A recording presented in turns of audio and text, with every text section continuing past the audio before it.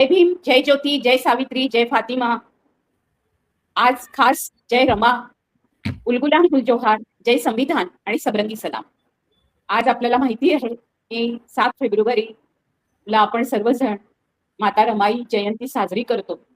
आणि ह्या ज्या सगळ्या जयंत्या आहेत, ज्या जयंत्या आपण साजऱ्या करतो, त्या जयंत्या 15 ऑगस्ट आणि 26 जानेवारी. आणि ज्या दिवशी बाबासाहेबांनी दीक्षा घेतली तो दिवस आणि स्मृती दिन सर्वांचे जे आपण साजरे करतो, महामानवांचे, महानायक महानायिकांचे.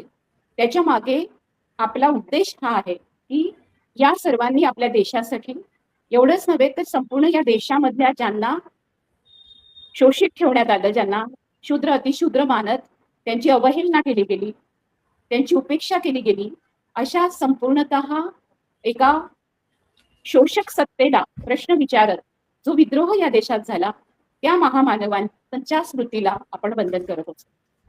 म्हणून या जयंत्यांच्या नावाने जेव्हा कंठशोष केला जातो, तेव्हा या जयंत्या एखाद्या गणपती उत्सव, शारदा उत्सव, सरस्वती उत्सव किंवा राम जन्म उत्सव असे उत्सव नाहीये. गणपतीची जयंती करता येऊ शकत नाही. का नाही करता येऊ शकत? कारण गणपतीच्या तिथीच माहिती नाही. या तिथी पण ठरवल्या आहेत, कारण गणपती या जन्मालाच मुळात आलेला नाही. हे मिथक आहे. या मिथकांचे दैवत करण्यात आले.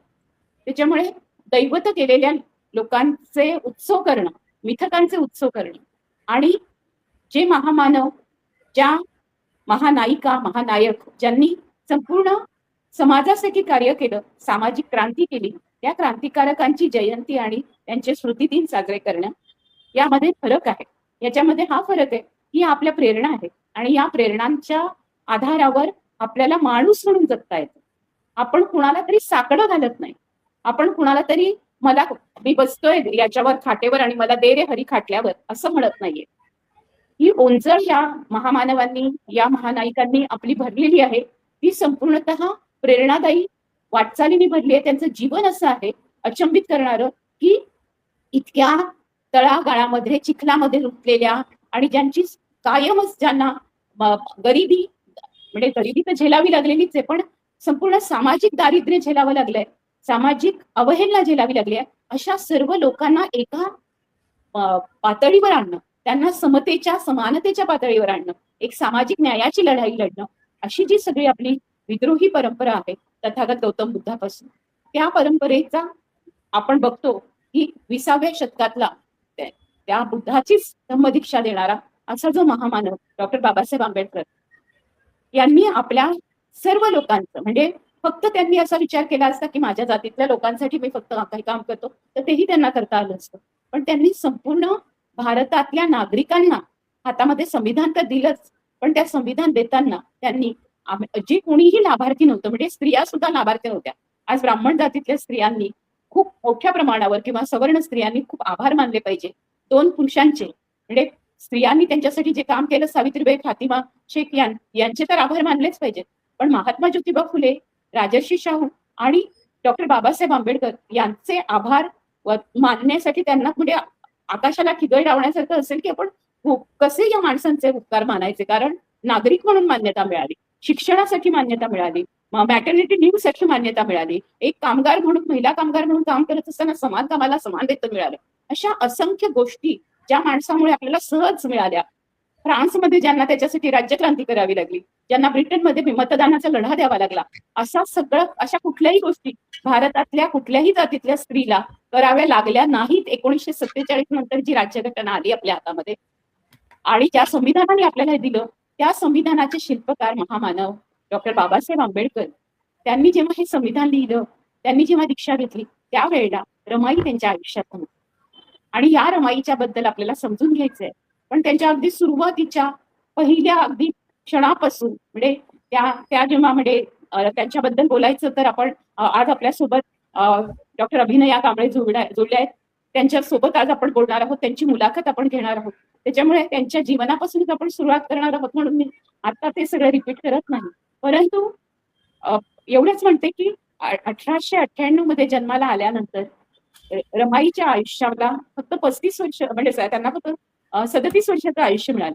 या 37 वर्षाच्या आयुष्यामध्ये डॉक्टर बाबासाहेब आंबेडकरांना दिलेली त्यांनी खडतर साथ माता रमाई म्हणून आज संपूर्ण जगामध्ये त्यांचं जे नाव आहे ते फक्त आज बाबासाहेबांची पत्नी म्हणून नव्हे तर बाबासाहेबांची सहचारिणी म्हणून तिने पहिल्या आयुष्यामध्ये त्यांच्या जे खडतर सगळे प्रसंग आले त्या खडतर प्रसंगामध्ये बाबासाहेबांनी शिकावं, या ज्ञानाच्या महासागराला साथ देणं हे एखाद्या लाटेसारखं नाही तर एखाद्या किनाऱ्यासारखं उभं राहून आपल्याला द्यावं लागणार आहे याची खंबीर जाण असणारी आणि आपल्या आयुष्यात सातत्याने कष्ट उपसत राहिल्यानंतरही त्या कष्टाचा ब्र न काढणारी, म्हणजे आज सर्वसामान्य स्त्रीला जर कुणाचं प्रतीक वाटत असेल तर जसं सावित्रीबाईंची प्रेरणा मिळते की आपण शिक्षण घेतलं पाहिजे, त्यांनी ज्या पद्धतीने अवहेलना आणि शेण मारा गोटे दगडगोटे सहन केले तर तिने आपल्यासाठी पहिलं शिक्षण घेतलं आणि आपल्याला शिकवलं.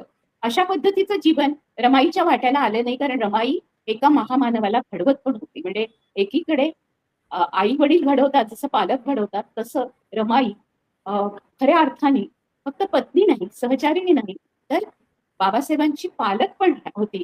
अशा रमाईला आज आपण समजून घेऊया. अशा रमाईला बाबासाहेबांनी लिहिलेली पत्र कशी होती, बाबासाहेबांच्या जीवनामध्ये तिचं स्थान काय होतं आणि तिचं आज संपूर्णतः सगळ्या गोरगरिबांच्या, सगळ्या दलितांच्या, सगळ्या दीनदलितांच्या आयुष्यामध्ये माता रमाई म्हणून काय स्थान आहे ते समजून घेऊया. डॉक्टर अभिनया कांबळे यांच्याकडे वळण्याच्या पूर्वी मला यशवंत मनोहर यांनी लिहिलेलं जे रमाई पुस्तक आहे त्याचा उल्लेख खास करावासा वाटतो.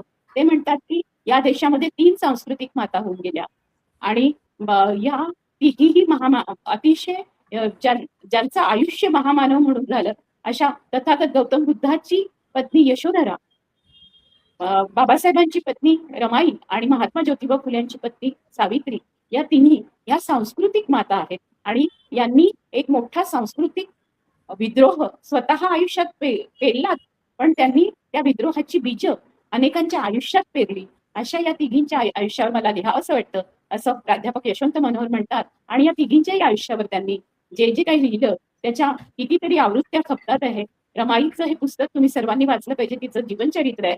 आणि तिथे थांबून मी आता प्रोफेसर डॉक्टर अभिनया कांबळे यांच्याकडे वळते. डॉक्टर अभिनया कांबळे, दरवेळेला नेहमी मी त्यांची ओळख तुम्हाला करून देते तेव्हा ती वेगवेगळी असतेच, पण आज खास अशी ओळख अशी तुम्हाला करून देते की ज्या बाबासाहेबांच्या बद्दल आपण सातत्याने म्हणतो तर त्यांच्या ज्या कन्या आहेत, त्यांच्या ज्या नाती आहेत, त्या नातींमध्ये कदाचित अभिनया त्यांच्या शिक्षणाचा वारसा घेऊन पुढे चालणाऱ्यांपैकी एक नात आहे असं मी म्हणेन. कारण डॉक्टर बाबासाहेब आंबेडकर लंडनला गेले, डॉक्टर बाबासाहेब आंबेडकर अमेरिकेला गेले आणि त्यांची प्रेरणा घेऊन ज्या पिढ्या तयार झाल्या त्याच्यामधली एक अभिनया आहे. अभिनया मी लंडनहून आणि मुंबई युनिव्हर्सिटीमधून PhD केली असली तरी तिला जी फेलोशिप मिळाली ती फेलोशिप खूप महत्वाची आहे आणि त्या फेलोशिपच्या संदर्भामध्ये आपल्याला लक्षातच येईल की ही फेलोशिप सहजासहजी कोणालाही मिळत नाही. ही फेलोशिप मिळायची असेल तर त्याच्यासाठी तुम्हाला खूप कष्ट करावे लागतात आणि ते कष्ट अभिनयाने कसे केले असतील ते आपल्याला तिच्याशी बोलताना आपल्याला कळू शकतं. अभिनयाला ही जी फेलोशिप मिळाली ती आहे British human rights merit scholarship.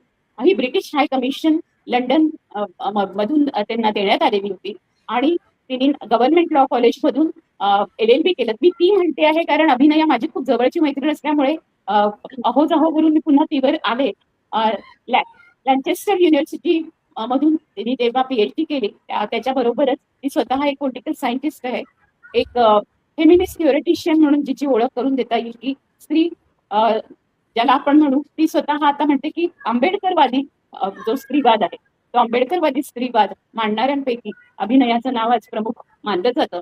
आणि एवढंच नव्हे तर ज्या पद्धतीने स्त्रीवादाचा आज संपूर्ण विमर्श घेतला जातो त्या स्त्रीवादाच्या विमर्शामध्ये अनेक लोक लिहितात आहेत, पण या स्त्रीवादी विमर्शामध्ये तिने काही महत्वाचे प्रश्न उपस्थित केलेले आहेत आणि ते प्रश्न आज जसं अमेरिकेमध्ये ब्लॅक फेमिनिस्ट लोकांनी प्रश्न उभे केले, ज्या पद्धतीने आपल्याला दिसतं की इराण, इराक, पॅलेस्टाईन इथे ज्यांच्यावर अत्याचार होतात त्या स्त्रियांनी जे प्रश्न उपस्थित केले त्या प्रश्नांशी नाळ असणारं असं एक अभिनया रमेश यांचं स्वतःचं लिखाण आहे की जिथे स्त्रिया स्वतःच्या अन्यायाच्या विरोधामध्ये मुळं शोधतात आहेत.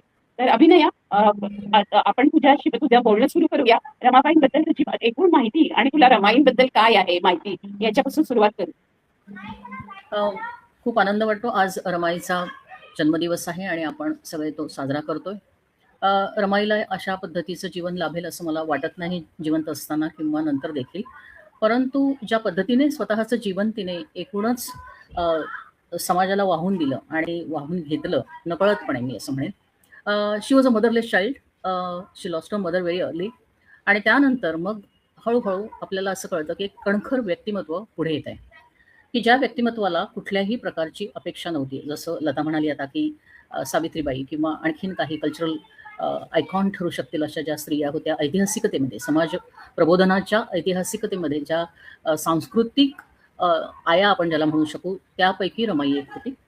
अ, रमाई आणि बाबासाहेबांचं सहजीवन हे फार वेगवेगळ्या लेवलला आहे, कारण कमालीचे कष्ट रमाईने घेतलेले आहेत. आणि अगदी लहान वयामध्ये बाबासाहेब, मला असं वाटतं की 23व्या किंवा 24व्या वर्षी बाबासाहेब परदेशात जातात. आणि त्यानंतर रमाई स्वतःचे रस्ते, टू ट्रीड अ पाथ, जे बुद्ध म्हणतोय की you yourself have to tread the path, तशा पद्धतीने रमाईने स्वतःचं जीवन घडवलं. बाबासाहेबांना संपूर्णपणे मदत केली. त्यांचं जे सोशल कमिटमेंट होती समाजाबाबतची, त्याबद्दल कुठेही आडकाठी केली नाही. फार सुंदर अशी कविता आहे नामदेव ढसाळांनी लिहिलेली रमाईबद्दल. अ, अ, परंतु मी असं म्हणेन, over the period of time Ramai स्वतःचं जीवन कमालीचं स्ट्रॉंग आणि स्ट्रेंथ असलेलं घडवते. त्यामध्ये कसलाही कुठल्याही प्रकारचा लवचिकपणा नाही, कुठे वाकणं नाही. ऑन द कॉन्ट्री, ती नेहमीच एक सपोर्ट स्ट्रक्चर राहिलेली आहे. त्या दोघांच्या सहजीवनाबद्दल बऱ्याचशा उलट सुलट गोष्टी 2010 नंतर आल्या, की personal is political, let us talk about that.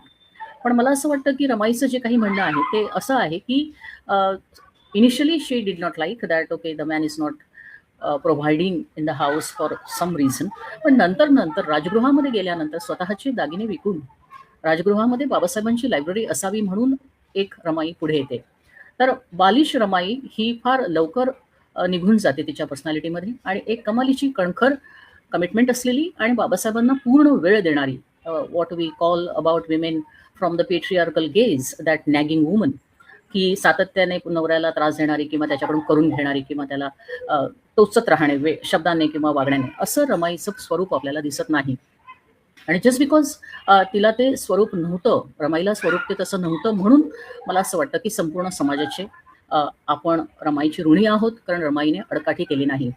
आता रमाईचा आणि बाबासाहेबांचा जो कालावधी आहे, मी 3 ते 4 पुस्तकांचा इथे हे देईन. पहिलं म्हणजे much more foundational level is Sangdev Khairmode, त्याच्यानंतर गेल ओमेट, व्हॅलेरियन रॉड्रिगेज, दत्ता गायकवाड, ज्यांचं पुस्तक आत्ताच 2019ला पब्लिश होत आहे आणि झालं, आणि त्यांचं नाव आहे चैतन्याचे प्रणेते डॉक्टर बाबासाहेब आंबेडकर. रमाई आणि त्यांच्या आयुष्यातल्या ज्या काही स्त्रिया आहेत त्यांच्याबद्दलचा एक मोठा दस्तावेज आहे. एस्पेशली ज्या वेळेला बाबासाहेब सोलापूरला राहायला गेले आणि रमाई तिथे हॉस्टेलमध्ये राहून हॉस्टेलची देखभाल करत होत्या. म्हणजे you can imagine step by step कशा त्या घडत गेल्या.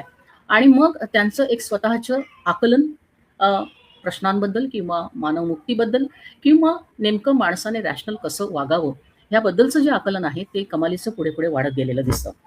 आणि त्यांच्या त्या रहिवास जो होता, मला आणखीन एक फार महत्त्वाची गोष्ट जी की मी प्रकर्षाने मला जाणवली, की रमाई मनातून फार दुःखी होत्या. आणि त्याची कारणं 2-3 अशी होती, की बाबासाहेबांना सातत्याने त्यांच्यावरती कोणीतरी अटॅक करेल अशी पत्र यायची किंवा असे त्यांना कोणीतरी सांगायचे, आणि त्यामुळे रमाई आतून खचली होती. पण रमाईने ती कधीही बाबासाहेबांना सांगितलं नाही की मी ह्यामुळे त्रासलेली आहे किंवा मला हे दुःख आहे, माझ्या दुःखाचं कारण. आणि बाबासाहेब असे होते की ते असल्या फालतू लोकांच्या ज्या काही ढोस देतात त्याच्याबद्दल जास्त विचार न करणारे होते. परंतु रमाईला ती खंत होती, आणि ती खंत ती कोणाकडे असं सांगू शकत नव्हती. Being a woman, she never wanted to make a fuss about it, and she accepted, but she use to think constantly about this particular thing. आणि मराठीमध्ये मी प्रेक्षकांना सांगते की रमाईच्या बद्दल बोलताना मधून मधून जरी म्हणजे अभिनयाचा अभ्यास सतत इंग्लिशमध्ये असल्यामुळे ते इंग्लिशमध्ये शिफ्ट होते, पण रमाईच्या बद्दल खूप महत्वाचं विधान आता अभिनया तुम्ही केलं ते विधान म्हणजे हे की त्या कधीही कुणासमोर वागल्या नाहीत, आणि दुसरं त्यांना सातत्याने मनामध्ये ही भीती होती की कोणीतरी ज्या पद्धतीने जीवनावर संकट येत होते आणि बाबासाहेबांना धमक्या येत होत्या, त्या धमक्यांच्या मुळे मग त्यांना सतत धास्ती वाटत होती की बाबासाहेबांना काय होईल, त्यांच्या जीवाचं बरं वाईट करणारं असं असेल. आणि म्हणून म्हणून रमाईच्या आयुष्यावर जे सावट होतं त्याच्याबद्दल आता अभिनया बोलतात आहेत की या सावट असताना सुद्धा रमाई कंटिन्युअस कष्ट पण उपसत राहिली आणि बाबासाहेबांची साथ पण देत राहिली. बरोबर आहे. तर सुरुवातीची जी रमाई आहे आणि कदाचित ह्या सगळ्या गोष्टी तिच्या अंतर्मनामध्ये कुठेतरी होतं आणि म्हणून ज्या वेळेला त्या सोलापूरला गेल्या हॉस्टेलचं सगळं कामकाज बघायला, स्पेशली दत्ता गायकवाडांच्या पुस्तकांमध्ये इलॅबोरेट त्याच्याबद्दल येत आहे. आणि बाबासाहेबांचा रहिवास सोलापूरला भरपूर होता. बऱ्याच वेळेला रमाई आणि यशवंत तिथे राहायचे आणि बाबासाहेब मुंबईत असायचे किंवा ऑल ओव्हर इंडिया ते काही गोष्टी ते सामाजिकतेच्या करत राहायचे. तर त्यावेळेला मला असं लक्षात आलं की रमाईने फार मोठ्या भूमिका घेतलेल्या आहेत आणि तिथल्या मुलांना सातत्याने प्रोत्साहन देणं. दोन गोष्टींबद्दल बाबासाहेबांचं आणि त्यांचं कॉन्फ्लिक्ट झालेलं आहे वैयक्तिक जीवनातून, मी असं म्हणेन. एक म्हणजे रमाई शिक्षण घेण्यासाठी लहानपणी थोड्याशा काकू करायच्या आणि बाबासाहेबांना वाटायचं की ही का शिक्षण घेत नाही, हिने जर वाचन केलं तर केवढं मोठं होईल.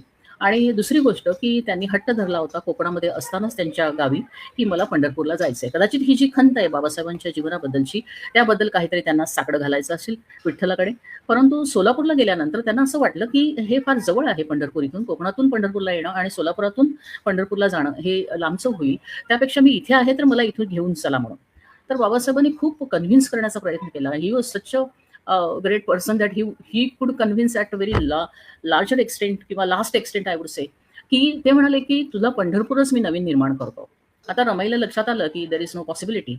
मग रमाई हळूहळू शांत झाल्या आणि मग त्यांनी तो जो विचार होता की पंढरपूरला जाऊन विठ्ठलाकडे जायचं ते शोधून ते बंद केलं. तर अशा प्रकारे आपल्याला रमाईचं एक वैशिष्ट्यपूर्ण कॉन्व्हर्सेशन देखील बाबासाहेबांच्या बरोबर आढळतं. आणि त्याच्यानंतर एक आणखीन असा instance I would say that happen की बाबासाहेबांच्या वडिलांचं 1 वर्ष झालं होतं मृत्यू होऊन. आणि त्याच्यामध्ये त्यांना मुलांना वर्षाचं, जसं हिंदू धर्मामध्ये श्राद्ध म्हणतात तसं, memories of his father, he wanted to have that kind of situation in his house. तर त्यावेळेला रमाईला वाटलं की श्राद्ध हे ॲक्च्युली कसं असतं सर्वसाधारणपणे की काहीतरी गोडधोड करायचं वगैरे वगैरे. आता बाबासाहेब कमालीचे रॅशनल होते. ते म्हणाले की गोडधोड वगैरे नाही, त्या दिवशी मटण आणि मासे देऊया आपण पोरांना खायला. Ramai shocked about this, she said, oh, what sort of a man he is. त्यांना आज वर्षश्राद्ध आहे आणि मुलांना त्यांनी हॉस्टेलच्या फिश आणि मटण खायला देतात. ते बाबासाहेबांनी एकदाच सांगितलं, त्या पोरांना कधी खायला मिळत नाही, this is a very good occasion, let me give them food, that is nonveg. तर मला हे म्हणायचं की अगोदर एवढा मोठा त्यांनी हे केला की नको नको असं नाही, लोक काय म्हणतील, असं देतात का कोणी, जगरहाटी वगैरे काय आहे. परंतु इव्हेंच्युअली शी ऑल्सो गेट्स कन्व्हिन्स्ड आणि मग तो स्वयंपाक तशा प्रकारे करण्यासाठी त्यांनी मदत केली. तर रमाईचं हे जे काही वागणं आहे की जरी बालपणात असलेल्या ज्या काही गोष्टी आहेत त्या मनामध्ये असल्या तरी बाबासाहेबांनी जो काही लढा पुकारलेला आहे त्याच्यामध्ये आपण अशा प्रकारे अडथळे आणू नये, किंबहुना getting convinced in a such a manner was at ease, she was at ease for that matter I would say. आणि म्हणून मग ह्या अशा प्रकारे आपल्याला वेगवेगळ्या गोष्टी लक्षात येतात. त्याचप्रमाणे विचारायचं होतं अभिनया, याच पार्श्वभूमीवर विचारायचंय की गांधीजींची पत्नी कस्तुरबा आणि डॉक्टर बाबासाहेब आंबेडकरांची पत्नी रमा, या दोघींनाही एका मोठ्या महान असे जे पुरुष आहेत, एकीकडे एक स्वातंत्र्यासाठी संपूर्णतः आयुष्य दिलं आणि म्हणून मग कस्तुरबांना ते पटवत राहिलेत, मी असंच जगणार आहे. आणि डॉक्टर बाबासाहेब आंबेडकर ज्यांनी संपूर्ण सामाजिक क्रांती, एकीकडे राजकीय क्रांतीमध्येही ते सामील होते, संपूर्ण राजकारणामध्ये असे ऍक्टिव्ह होते की ज्याच्यातून धोरणं यावी, आणि म्हणून तेही करत होते, ते अभ्यास करत होते, त्यांच्या समुदायामधले ते पहिले होते. अशा पद्धतीने परदेशात जाऊन शिकून येणारे पहिले होते, शिकून आल्यानंतर त्याचा उपयोग लोकांसाठी करणारे पहिले होते. गांधीजींना तो मुळामध्ये त्यांना पिढीजात वारसा होता आणि अनेक गुजराती लोक दक्षिण आफ्रिकेत गेले होते, पण बाबासाहेबांना तो वारसा नव्हता आणि त्यामुळे त्यांच्या समाजातले लोक त्यांना समजून घेतील की नाही ही पण शाश्वतता नव्हती. अशा पार्श्वभूमीवर रमाई जी येते, त्या रमाईचं संपूर्ण जे सामाजिक विश्व आहे, सामाजिक भावविश्व आहे, हे सामाजिक भावविश्व तरी सुद्धा कस्तुरबांसारखं एखाद्या दिवाणजीच्या फॅमिलीमधलं नाहीये, दिवाणजीच्या कुटुंबामधलं नाहीये, एका श्रीमंत उच्चभ्रू कुटुंबामधलं नाहीये, एका उच्चवर्णीय जातीतलं नाहीये. अशा वेळेला रमाईचं जे आहे कष्टप्रद जीवन हे किती वेगवेगळ्या पातळ्यांवर तिचं होतं याच्याबद्दल थोडा प्रकाश टाकू शकणार का? कारण तिने काय काय केलं, म्हणजे ती कोकणामध्ये जन्माला आल्यानंतर आणि तिचं लग्न लहानपणीच त्यावेळेला सर्वांचीच लग्न लहानपणी व्हायचे, ब्राह्मणांपासून अतिशूद्रांपर्यंत व्हायचे. ब्राह्मणांमध्ये फक्त एकच खूप भयंकर गोष्ट होती, ती म्हणजे लहान मुलीशी 70 वर्षाचा आजोबा सुद्धा लग्न करायचे. ते दलित बहुजनमध्ये आपल्याला दिसत नाही. त्यांच्यामध्ये आपल्याला लहान मुला मुलींचे लग्न 8-10 वर्षाचं अंतर असलं तेवढंच फक्त असेल, 7-8 वर्षात. एरवी त्याच्यापेक्षा जास्त अंतर दिसत नाही. तर असं बालविवाह झाला. त्याच्याबद्दल तिथून आपण सुरुवात करूया. म्हणजे मग रमाबाईंची जी जगण्याची संपूर्ण पातळी होती ती किती वेगवेगळ्या स्तरावर तिला जगावं लागेल. राईट. तर मी असं म्हणेन की 1900 मला असं वाटतं 1935 पर्यंत रमाई होत्या आणि 35ला शी डाईड. राईट. आता कालावधी जर आपण बघितला बाबासाहेबांचं, तर जून 1916 पासून त्यांचं एक पॉलिटिकल कमिटमेंट आणि सामाजिक कमिटमेंट सुरू होते. Here I mean political, not politicized, or I would not say political. He wanted to participate in politics, and political here I mean empowerment of in general. Right. तर त्या प्रोसेसमध्ये social commitment, political commitment किंवा ट्रान्सफॉर्मेशनची जी काही commitment आहे, इमॅन्सिपेशनची जी काही commitment बाबासाहेबांची आहे, ती 1916 पासून सुरू होते. आणि त्यामध्ये ते जे PhD थिसिस सबमिट करतात, यू कॅन इमॅजिन PhD तेव्हा जेव्हा कुठल्याही प्रकारचं अशा प्रकारची माध्यमं नव्हती टू सर्च ऑल रेफरन्सेस, त्यावेळेला किती एकाग्र असणं गरजेचं आहे. आणि त्यावेळेला त्यांनी ती PhD केली आणि रमाईने कुठल्याही प्रकारची अडथळे त्यामध्ये निर्माण नाही केले. त्यानंतर 12 ऑक्टोबर 1916 मध्ये ते लंडन स्कूल ऑफ इकॉनॉमिक्समध्ये ग्रेन्स इनमध्ये जाऊन जाता येते. त्याच्यानंतर 1917 मध्ये लागोपाठ असं कळेल की young man in his early 20s, I would say, constantly engaged with academic pursuits and I would say academic development of his own personality. आणि हे शक्य झालं just because Ramai was there. Okay. कुठल्याही प्रकारचं त्यांनी हट्ट धरलेला नाहीये. त्याच्यानंतर 11th November, I would say that in 1918 he was appointed as professor of political economy at Sydenham College, right? Commerce and Economics in Bombay. So from 1916 onwards अतिशय महत्त्वाचे milestones आहेत बाबासाहेबांच्या लाईफमध्ये घडलेले रमाईच्या मृत्यूपर्यंत. त्यामुळे I will say in without any doubt that the making of Ambedkar was with his companion, and the companion was not a companion who would create the trouble to him, but would constantly support on every account. आणि त्यामुळे पुन्हा shift झालीस तू इंग्लिशमध्ये, तर कंपॅनी काही लोकांना companion, transformation, academic हे थोडंसं झालं असेल. थोडंसं मी हे करून सांगते, कारण एरवी तू पण मराठीच्या ओघामध्ये आलीस की तू बरोबर मराठी ते पकडते, पण जेव्हा तू इंग्लिशमध्ये गेलीस की तुझं इंग्लिशमध्ये सुरू, तर फक्त प्रेक्षकांना सांगते की हे दोन्ही भाषांमधलं बायलिंग्वल आहे असं समजा. आजच्या तरुणांना तर हे सहजच कळण्यासारखं आहे. आणि ज्यांना तसं अभिनया काही खूप कठीण इंग्लिशमध्ये बोलत नाहीये, पण साधारणतः इंग्लिशमध्ये न समजणाऱ्या लोकांना पुन्हा एकदा सांगू इच्छिते मी की बाबासाहेबांचा संपूर्णतः शिक्षणाचा जो प्रवास आहे, त्या शिक्षणाच्या प्रवासाबद्दल बोलत असताना अभिनया काही टप्पे सांगतायत. आणि त्याच्यामध्ये त्यांच्या आयुष्यामधला 1916चा जो टप्पा आहे, 1917चा जो टप्पा आहे, या दोन्ही टप्प्यांमध्ये म्हणजे त्यांना PhDला ऍडमिशन मिळाल्यानंतर आणि त्यांनी PhD केली आणि रुपयाचा प्रश्न हा जो त्यांचा प्रबंध आहे, तो प्रबंध अर्थशास्त्राचा हा सर्वात गाजलेला प्रबंध आहे. आज तो आपल्याला खूप उपयोगी पडतोय आजच्या काळामध्ये.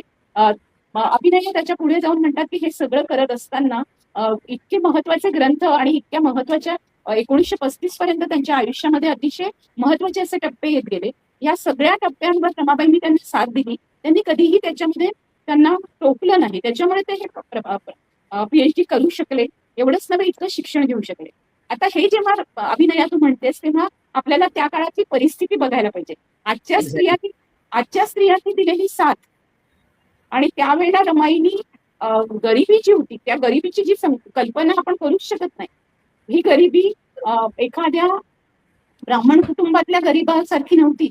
ब्राह्मण कुटुंबातल्या पुरुषाला त्याला शिकायचं असेल तर त्याला माधुकरी मिळत होती. त्याला 5 घरांमधून त्याच्या जेवणाची त्याची संपूर्णतः सोय होत होती. एवढंच नव्हे तर त्याच्या शिक्षणाकरता ब्राह्मण समाज संपूर्णतः त्या स्त्रीला, त्या कुटुंबाला मदत करत असत. पण ह्या कुटुंबाचं जे दारिद्र्य होतं ते काय होतं, ती काय गरिबी होती, ती तशा पद्धतीने रमाई जगत होती. आणि म्हणून रमाईची साथ मिळणं म्हणजे बाबासाहेबांना या गरिबीचे कुठले प्रश्नच तरी पडू दिले नाही ना. तुम्ही इकडे बघू नका, तुम्ही यशवंताची काळजी करू नका, तुम्ही तुमच्या आई वडिलांची काळजी करू नका, मी त्यांची सेवा मी करते. हा जो सगळा भार सांभाळायचा असतो कुटुंबाचा, नातेवाईक येतात आहे, नातेवाईक राहतात आहे, आत्या राहते, सगळे जण आहेत, हा हा त्यांनी कसा सांभाळला आहे, त्यांनी कसं केलं, याच्याबद्दल आपण थोडं बोलूया. येस. तर मला असं वाटतं की रमाई मुंबईमध्ये असताना, भायखळ्यामध्ये असताना देखील खूप कष्ट करायच्या आणि स्वतःचे पैसे त्या स्वतः निर्माण करायच्या आणि कुटुंबाचं पालनपोषण करायच्या आणि ह्याच्यासाठी यशवंत नेहमी बरोबर असायचा. एका ठिकाणी मला असा रेफरन्स आलेला आहे की त्या नेहमी संध्याकाळी काळोखामध्ये कामाला जायच्या, जेणेकरून लोकांना हे कळू नये की डॉक्टर आंबेडकरांची पत्नी आहे आणि शी इज वर्किंग लाईक दॅट. तर हे मला एक आणखी लक्षात आलं की नॉट टू हॅव म्हणजे आपल्या पतीला किंवा बाबासाहेबांना कुठल्याही प्रकारे लोकांनी कमी लेखू नये वेगवेगळ्या पद्धतीने, त्याचा केवढा मोठा अट्टहास त्यांच्या मनामध्ये होता आणि अशा प्रकारे ते जीवन जगत होत्या. त्याचं त्यांनी बाऊ केलं नाही. वैशिष्ट्य मी असं म्हणेन लता की त्या कॉन्टेम्पररी सिच्युएशनमध्ये किंवा त्याच्या अगोदर अगदी आपल्या सावित्रीबाई पण आपण म्हणू शकतो की कुठल्याही प्रकारचं असं बाऊ न करणं, फस न करणं ज्याला आपण म्हणतो, आणि मग लाईफ ऑन ठेवणं हे इतकं महत्वाचं असतं एखाद्या पुरुषाच्या जीवनामध्ये. Could be that is the reason, ती फ्रेज जी आहे, behind every man success there is a woman, ही असू शकेल. आणि म्हणून मला असं वाटतं की 16 ते जवळजवळ 35 पर्यंत बाबासाहेबांचे जो काही आलेख आहे त्यांच्या कमिटमेंटचा, तो इतका मोठा आहे आणि इतका तो काही डिफिकल्ट सब्जेक्ट्सना त्यांनी हे केलंय. म्हणजे पत्रकारिता सुरू केली त्यांनी 1920s मध्ये, मूकनायक सुरू केलं, त्याच्यानंतर मराठीमध्ये सुरू केलं, त्याच्यानंतर all India conference of depressed classes presided bye Shahu Maharaj ती सुरू केली त्याने 1920च्या 1 जूनमध्ये. आणि वेगवेगळ्या पद्धतीने तुम्हाला असं कळतं की not only here he was also had acquaintance with the knowledge of the western modernity. आणि त्यामुळे त्यांना असं कळेल की बाबासाहेब सातत्याने the problem of rupee in British India, its origin and its solution, plus त्यांचं PhDचं कास्टवरती जो काही मोठा गाजलेला हे आहे, थेसिस आहे. तर अशा प्रकारे आपल्याला सातत्याने ते करत राहतात. त्याच्यानंतर आणि हे फार मोठे प्रोजेक्ट आहेत. They are not by the way project, I would say they are very huge project where you require knowledge, referencing, contextualising and also producing which is having a very important location of Indian scenario. आणि ते जर नसलं तर मग that sort of a knowledge is become out of context if you don't contextualize. आणि त्याबद्दल बाबासाहेबांना एक मिनिट 1916 मध्ये जे भारतातील जाती आणि त्यांचं जे मेकॅनिझम आहे, त्याचं उत्पन्न, म्हणजे ते कसे जाती कशा उत्पन्न झाल्या आणि त्याचा विकास कसा झाला, याचा जो निबंध आहे तो 1916 मध्ये लिहिला गेला. त्याच्यानंतर आपल्या लक्षात असं येतं की जातपात तोडक मंडळाने जेव्हा त्यांना बोलवलं होतं तेव्हा ॲनिमेशन ऑफ द कास्ट, जो इंग्लिशमध्ये तसं आपण म्हणतो, पण मराठीमध्ये जात निर्मूलनाचा जात निर्मूलन हा जो हा पूर्ण निबंध, या निबंधाच्या आधारावरच आज संपूर्णतः बाबासाहेबांचा बाकीचा सगळा जो तू आता म्हटलं त्याचंच मी भाषांतर करते. हा जो सैद्धांतिक डोलारा उभा आहे, हा संपूर्ण हे सगळं सिद्धांत अगदी संविधानाच्या अंतिम माणसाच्या जवळ ह्या जातीच्या उतरंडीतून काढून त्यांना बरोबरीने समान पातळीवर आणण्यासाठीचा पहिला पाया हा या दोन्ही निबंधांमध्ये बाबासाहेबांनी रचला. आणि हे काम अभिनया म्हणतात, तसं मी वाचकांना, प्रेक्षकांना सांगते, ते श्रोत्यांना सांगते की त्या म्हणतात की हे काम करणं खरंच इतकं सोपं आहे का? आजही आपण एखादा प्रबंध लिहायचा असेल तर आपल्याला एवढे सगळे रेफरन्स गुगलवर मिळून सुद्धा आपल्याला लायब्ररी शोधाव्या लागतात. त्या काळामध्ये बाबासाहेबांनी जे साहित्य, वैदिक साहित्य जे संपूर्ण नाकारलं गेलं होतं, ती उपनिषद संपूर्ण नाकारली गेली होती. रामायण महाभारतासारखे ग्रंथ सुद्धा गोष्टीच्या रूपात होते, पण ते नेमके कसे लिहिले आहेत आणि काय नाही हे सगळं शोधून त्यांचा अभ्यास करून बाबासाहेबांनी याची मांडणी केली. म्हणजे कोणी असं म्हणता कामा नये की ह्या संस्कृतमधल्या श्लोकाचा अर्थ आणि बाबासाहेबांनी लिहिलेल्या याचा अर्थ किती वेगळा आहे असं म्हणता कामा नये. ह्याच्याकरता करावा लागणारा दिवसरात्र अभ्यास, त्याचं चिंतन आणि त्यासाठीचे वेगवेगळे संदर्भ गोळा करणं, आणि हा विशेषतः अभिनया तुम्ही जो मुद्दा मांडला की सगळे संदर्भ गोळा करण्यासाठीची जो आटापिटा एखाद्या विद्यार्थ्याला करावा लागतो, त्या काळामध्ये अशी वाचनालयं सुद्धा भारतामध्ये किती उपलब्ध असतील, तिथे जावं, तिथे त्यांना प्रवेश कसा मिळत असेल. ते जेव्हा परदेशात गेले तेव्हाही त्यांना तो प्रवेश मिळण्याच्या संदर्भामधला अनुभव आहे की ते कुठे राहत होते, त्यांना कशा पद्धतीने जगावं लागत होतं. एक साधा ब्रेड खाऊन पूर्ण दिवसभर राहून हा माणूस तिथे हजारो पुस्तकं डोळ्याखालून घालत होता. तर हे जे जगणं आहे, या जगण्याची साक्षीदार रमाईला नाही होता आलं, कारण त्यांना हे कळलं नसेल की आपला नवरा कोणत्या लायब्ररीत बसतो, पण तो इतके दिवस रात्र वाचतो आणि लिहितो हे मात्र त्यांनी कायमच पाहिलंच. हा माणूस झपाटलेला माणूस आहे आणि या झपाटलेल्या माणसासोबत आणि मला असं वाटतं की हा सगळा अभ्यास करताना आपण त्यांचं जे पुण्यात सिम्बॉयसिस मध्ये असलेल्या रूम्स पाहतो किंवा लंडनमध्ये हेनरी रोडवरती मी स्वतः जाऊन ते बघितलं की ते कुठे राहत होते. त्यानंतर आपण नेहमीच बाबासाहेबांचे इव्हन औरंगाबादला जिथे त्यांनी केलं तिथे, तर जी गोष्ट करायची त्याच्यामध्ये संपूर्ण मन आणि संपूर्ण म्हणजे माइंड त्याच्यामध्ये टाकून त्यांची करण्याची जी प्रवृत्ती होती त्याच्यामध्ये कुठेही रमाबाईने ढवळाढवळ केलेली नाही. आणि त्याचा एक महत्वाचा भाग म्हणून मी असं म्हणेन की to learn Sanskrit language he visited Germany. Germany देखील त्यांचे रेफरन्सेस दिसतात की he wanted to learn it from the first hand, you know that Max Muller and all, you know the entire इंडॉलॉजीचा इतिहास आपण म्हणतोय. तर बाबासाहेबांचं जे काही डेप्थमध्ये जाऊन निकष करणं, निकष काढणं किंवा अभ्यास करून निकष काढणं, वरपांगी सरफेशियल लेवल सुपरफिशियल लेवलला काहीतरी बोलत राहणं ही ती पर्सनॅलिटी नव्हती. आणि हे सगळं रमाई असतानाच आहे. त्याच्यानंतर मी असं म्हणेन की again he became lawyer, practising advocate, right. आणि प्रॅक्टिसिंग ॲडव्होकेट म्हणजे तुम्हाला सकाळी जे निघावं लागतं ते संध्याकाळपर्यंत घराच्या बाहेर, म्हणजे घराचं जणू काही तुमचं घर हे लॉ कोर्ट असतं, विच आय सी. आणि त्यानंतर मग त्यांना असं वाटलं की याच्यातून आपल्याला एक चळवळ सुरू केली आणि मग ते सत्याग्रह सुरू झाले. संपूर्ण सत्याग्रहाचा जो प्रवास आहे तेव्हा तर ते फुल टाइम लोकांसाठी होते. आणि मग रमाई ही पूर्णपणे घरामध्ये असलेली व्यक्ती आणि कुठल्याही प्रकारचं त्यांना त्रास न देणारी असल्यामुळे ह्या गोष्टी घडू शकल्या, मला सांगायचं आहे हे. तर 1927 साली सत्याग्रह झाला चौदार तळ्याचा. त्याच्यानंतर समता समाज ते फॉर्मेशन झालं, समता सैनिक दलाचं फॉर्मेशन झालं 27. अशा वन आफ्टर अनदर मनुस्मृती दहन झालं 1927 25 डिसेंबरला. त्याच्यानंतर अशा प्रकारे तुम्हाला कळेल की कुठलाही डिफिकल्ट टास्क त्यांना डिफिकल्ट वाटला नाही. त्या डिफिकल्ट टास्कला ते सातत्याने समोर गेले, त्याचं डेप्थ घेतली आणि त्याच्यावरती मग पुन्हा त्यांनी भाष्य केलेलं आहे आणि अतिशय मॅच्युअर भाष्य आहे. मी एकच उदाहरण देईन बाबासाहेबांचं की त्यांनी जेव्हा हे सांगितलं म्हणजे रिप्रेझेंटेटिव्ह डेमोक्रेसीमध्ये मी असं म्हणेन की अकॅल्डियन अँड जे प्लेबियन्स हे 3 महत्वाचे स्मॉल मायनॉरिटी ग्रुप होते आणि त्याच्यामध्ये प्लेबियन्स वेअर दी स्मॉलेस्ट. परंतु त्यांच्या आपण प्लेबिसाईट जे म्हणतो पब्लिक ओपिनियन ज्या अनुषंगाने आपल्याकडे 3 प्रकारचं अबोहर अँड फाजिल्का जे म्हणजे पंजाब आणि हरियाणामधल्या ती 2 गावं आहेत ती कुठे गेली पाहिजेत, पंजाबमध्ये गेलं पाहिजे की हरियाणामध्ये गेलं पाहिजे, कारण आणि मग लोकांचं मत कुठे आहे तिथे जाणं. काश्मीरमध्ये तोच इश्यू, त्यानंतर ठाणे जिल्हा आणि गुजरातमध्ये जी 2 गावं आहेत. तर अशा प्रकारे त्यांनी कुठलीही गोष्ट without references, other day I was talking to Lata की बाबासाहेबांचं जे काही रेफरन्सिंग आहे किंवा जे पॅराफ्रेसिंग आहे which is very crucial. You cannot say things from your pocket, you need to have substantiation for that. तर ते त्यांनी इतकी सुंदर सांगितलं आणि तेव्हा ते स्वतःचं आर्ग्युमेंट मांडतात. कॉन्स्टिट्युशनल मोरॅलिटीवरती तर त्यांनी फार महत्वाची भूमिका अर्लियर म्हणजे ग्रीको रोमन सिव्हिलायझेशन मधला ते कॉन्टेक्स्ट देतात. तर ही जी त्यांची भूक होती अभ्यास करण्याची आणि त्याच्यातून पूर्ण पारंगत होऊन मग स्टेटमेंट करण्याची, राईट. आत्ताचे आपले इंटेलेक्च्युअल्स हे हाफवे थ्रू, मी असं म्हणेन, I will not say half cook, but halfway through जातात आणि तिथे स्टेटमेंट करतात. Babasaheb does not have. आणि ही जी लिगसी नंतरच्या स्कॉलर्सना मिळालेली आहे की he could do those many things that a time what's on earth we are enable to do it, right. तर हे जे काही गोष्टी आहेत त्या बाबासाहेब. आणि मग त्या प्लेबियन्स जे होते ते म्हणाले की कॅल्डियन्स आणि अकॅल्डियन्स यांना देवाची जी काही गोष्टी आहेत ते करायची सवय आहे, आम्हाला नाही, म्हणून मग आम्ही त्या सत्तेवरती जात नाही कुठल्या रिलिजनसाठी. बाबासाहेब म्हणाले there is a issue, you should also know how to perform.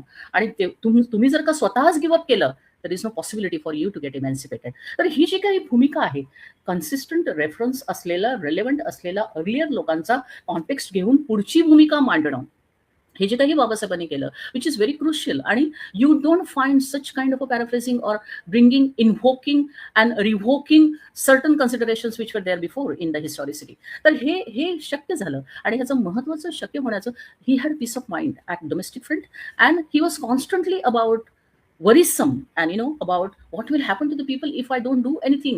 आणि हे फार कॉन्शियसनेस हा जो कॉन्शियसनेस आहे त्यांच्यामधला तो इतका प्रभावी होता की त्यांना फक्त तेच दिसत होतं, how to give justice to each and every individual, जसं आपण आपल्या सगळ्या गोष्टींमध्ये पाहतो. त्यानंतर मग त्यांची चळवळ सुरू झाली. तेव्हा अभिनया ह्याच्यावरच मला हे झालं की आता इथेच आपण त्याचा उल्लेख केला पाहिजे की एकीकडे बाबासाहेब कॉन्स्टंटली सातत्याने तू जे म्हणतेस तसं सगळा विचार करत होते. काय हा विचार संपूर्णतः सगळ्या समाजाचा, देशाचा, जगाचा विचार होता आणि जगामध्ये उलथापालथ चालली होती. त्याच्यामुळे जर आपण बघितलं तर विद्वत्ता, त्यांचा अभ्यासाची पद्धती, त्यांचा अभ्यासाचा आवाका, त्यांची प्रचंड झेप, त्यांची बुद्धिमत्ता, एका वेळेला विविध म्हणजे ज्या काळामध्ये अशा पद्धतीच्या कुठल्याही 5 विंडोज ओपन करण्याचे मायक्रोसॉफ्ट विंडोज ओपन करून ठेवल्यात 5 आणि आपल्याला 5 गोष्टी मिळतात आहे अशी कुठलीही सोय नसताना स्वतःच्या डोक्यातल्या इतक्या विंडोज ओपन करून बाबासाहेब प्रत्येक गोष्ट घेत होते. एकीकडे गांधींचा सत्याग्रह, आणि बाबासाहेबांचा सत्याग्रह या दोन मधला मोठा फरक असा होता की गांधींच्या सत्याग्रहाला देशभरातून लोक येऊ शकत होते आणि बाबासाहेबांच्या सत्याग्रहाला फक्त त्यांच्याच समुदायातले लोक येत होते. त्या संपूर्ण बाकीच्या सगळ्या जनतेने बाबासाहेबांच्या सत्याग्रहाला मान्यता दिलेली नव्हती. अशा काळामध्ये हजारोंचा सत्याग्रह करून दाखवण आणि त्यांच्या संपूर्ण समुदायाने, जेव्हा कुठेही प्रसाराची माध्यमं नाहीत, अशा सगळ्या काळामध्ये त्यांनी करून दाखवणं, तिथे मला वाटतं तिथे रमाईची साथ त्यांना मिळाली आहे. कारण तिथे समुदायाशी बोलणं, तिथे समुदायामध्ये सांगणं, समुदायातल्या लोकांना जागृत करणं, आपल्या आजूबाजूच्या लोकांना सांगणं की हा माणूस काय करायला निघालेला आहे. 1926 मधला जो हे आहे म्हणजे, आणि अस्पृश्यता निवारण परिषद जी आहे, तिथून आपण सुरुवात केली तर अस्पृश्यता निवारण परिषद बघूया, महाडचा 14 तळ्याचा सत्याग्रह बघूया, आणि उल्लेख केला तसं मनुस्मृती दहन दिन बघूया. या सगळ्यांमध्ये हजारोच्या संख्येने स्त्रिया सामील झालेल्या आहेत आणि तिथे मला वाटतं की रमाई सारख्या स्त्रिया सामील झालेल्या आहेत. ज्यांच्या वाट्याला ही उपेक्षा आली होती अवहेलना, तिथे रमाईला कदाचित तिचा सूर सापडला असणार आहे आणि तो काय आहे तो आपल्याला समजायला हवा असं मला वाटतं. कारण तिथली रमाई कशी असणार आहे, त्या रमाईने कशी साथ दिली, तिथे तिने त्या स्त्रियांशी कशी बोलली, तिने तेव्हा लोकांना काय काय सांगितलं, कारण तो रोल आपल्याला शोधून काढावा लागणार आहे असं मला वाटतं. एक्झॅक्टली. कसं झालं माहितीये का, की जसं सावित्रीबाईंचं झालं तसं बऱ्याचशा विचारवंतांनी जी पुस्तकं बाबासाहेबांवर लिहिली त्याच्यामध्ये रमाईचं असं स्पेसिफिक आपल्याला काही दिसत नाहीये. आणि म्हणून मग तू म्हणालीस की यशवंत मनोहरांचं जे पुस्तक आहे that is in the context, that matters a lot. तर मी असं म्हणेन की एवढे जडजंबाल प्रश्न बाबासाहेबांनी घेतले पुढे आणि सातत्याने एकही दिवस ते अशा प्रकारे थांबले नाहीत. कायदा असू द्या, सोशल ट्रान्सफॉर्मेशन असू द्या, थिअरी असू द्या, आणि ह्या सगळ्या लेवलला माणूस जेव्हा कार्यरत असतो तेव्हा मला माहिती आहे तुम्हाला पीस ऑफ माइंड असणं अतिशय गरजेचं आहे. आणि म्हणून मनुस्मृती दहन किंवा ह्या सगळ्या घटना घडत असताना रमाई थोडीशी अंतर्मुख झाली होती की where this man is going, how many things he is doing and how many people are going to create trouble to him. आणि शी कॅनॉट एक्सप्रेस दॅट, कारण त्यांना हेही वाटायचं की हे जर मी एक्सप्रेस केलं तर ते काय म्हणतील आणि मग मी ह्यांची वाईफ आहे तर I need to be equally courageous, असं 1-2 ठिकाणी पण आपल्याला लक्षात येतं. त्याच्यानंतर मी असं म्हणेन की 35ला रमाई जातात, परंतु फ्रॉम 1916 to 1935 हा जो कालावधी बाबासाहेबांचा आहे हा making of Ambedkar, digesting conceptual framework of all over the world which was available at that time आणि giving the reflections on that, हा जो कालावधी आहे that made him from 1935 till 1947 when he gets married to April 1948ला he marries to Savitabai. आणि त्यामुळे मला असं वाटतं की बाबासाहेबांचं संपूर्ण जीवन जे आहे, त्यांना स्वतःची आई नव्हती, तर रमाईची वेगवेगळी रूपं बाबासाहेबांना लक्षात आलेली आहेत. आणि आपल्याला कळतं की रमाई वॉज सो मच म्हणजे काय म्हणू त्याला, कम्पॅटिबिलिटीच्या प्रोसेसमध्ये इतकी मर्ज झालेली होती. आणि not because he was her husband but her commitment की मी जर का यांना अडथळे केले तर हा जो अनटचेबिलिटी आणि त्याच्यानुसार निर्माण झालेलं डिस्क्रिमिनेटरी प्रॅक्टिसेस ह्या देशामधल्या आहेत त्या कधीच संपणार नाहीत. आणि म्हणून मग मी मात्र माझ्या परीने होता होईल तेवढं त्यांना मदतच केली पाहिजे, अशा पद्धतीने आपल्याला रमाईचं कॅरेक्टर पुढे येतं. आणि म्हणून मी असं म्हणेन की 1935 to 1948 पर्यंतचा जो 13 वर्षाचा विडोवर होते आणि तो जो कालावधी आहे त्या कालावधीमध्ये आपल्याला असं कळतं की बाबासाहेब जास्त जोराने अभ्यास करतात किंवा जास्त जे काही त्यांना वेळ मिळालेला आहे त्याच्यानंतरचा, त्यांनी दुःखात ते होतेच when he was very much depressed by losing his children, because of poverty and not having relevant things for their survival. परंतु रमाईनंतर रमाईचं आणखीन मला एक गोष्ट सांगायची आहे की he was deep into her personality, की मला असं वाटतं की हे जे थॉट्स ऑन पाकिस्तान आहे त्याचं मला नक्कीच वाचलं पाहिजे. त्यांनी रमाईला हे केलेलं आहे,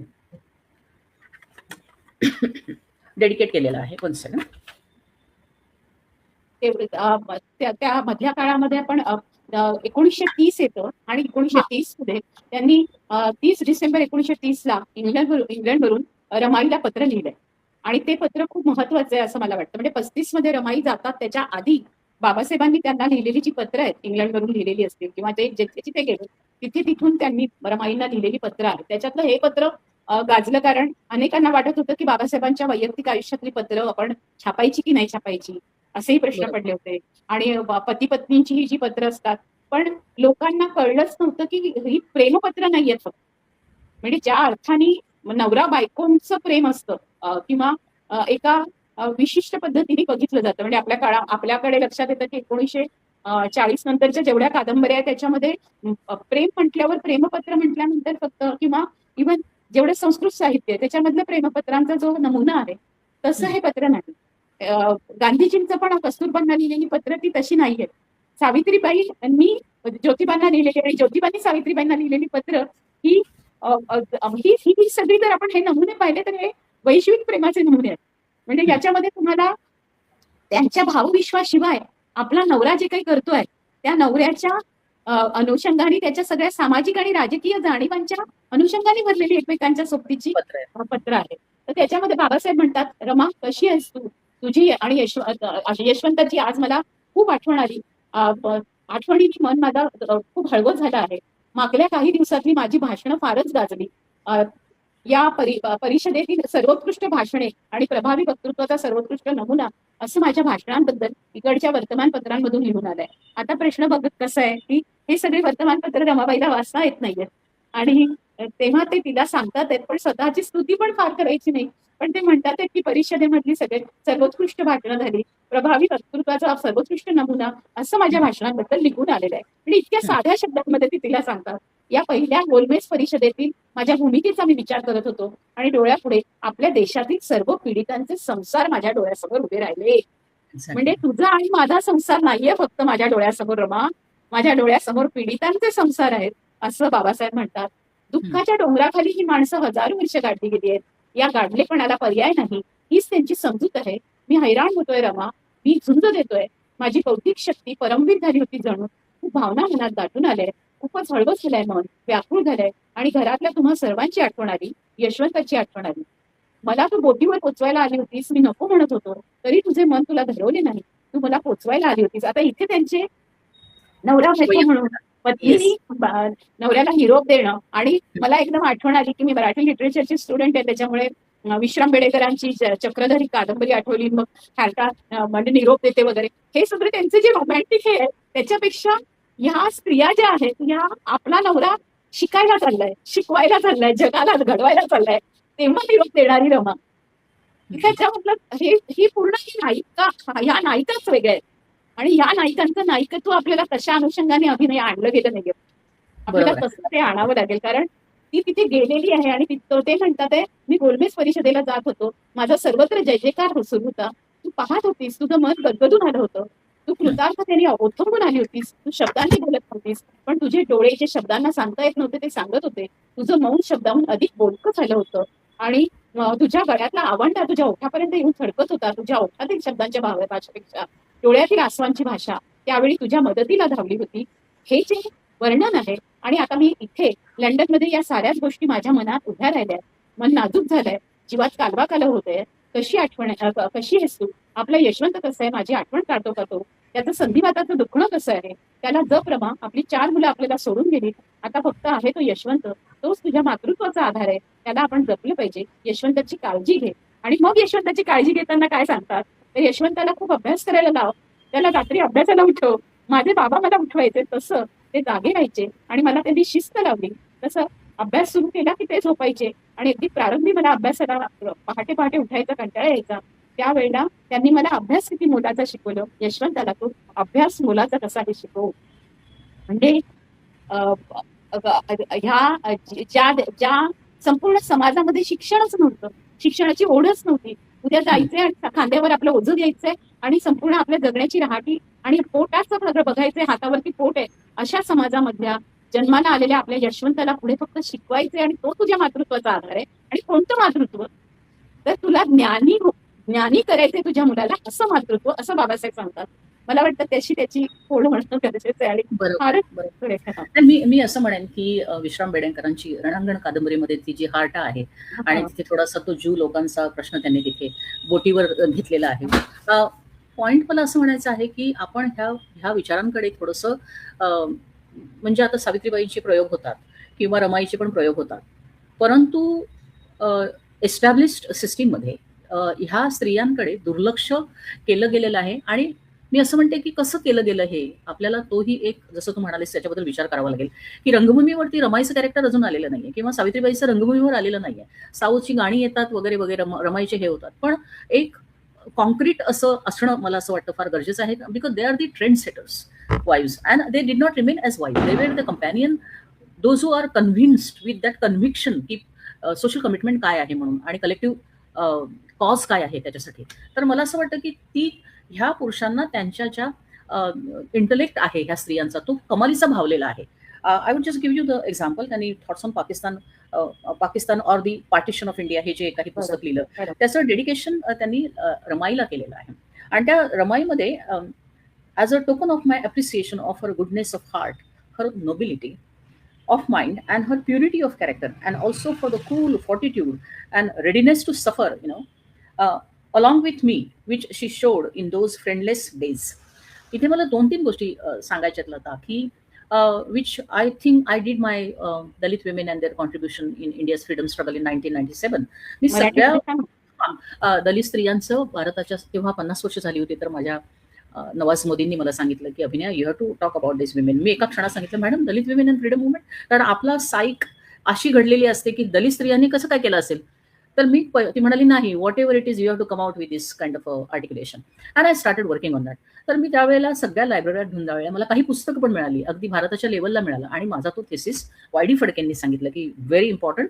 म्हणजे एकूण त्या सेमिनारमध्ये फक्त माझ्याबद्दलच वाय डी फडके म्हणाले, I am not talking about certification, but he gave me the encouragement की मी असं म्हणाले की 2 फ्रीडम स्ट्रगल आहेत, एक स्वातंत्र्याचं फ्रीडम स्ट्रगल आणि एक मानवतेच्या मुक्तीचा फ्रीडम स्ट्रगल.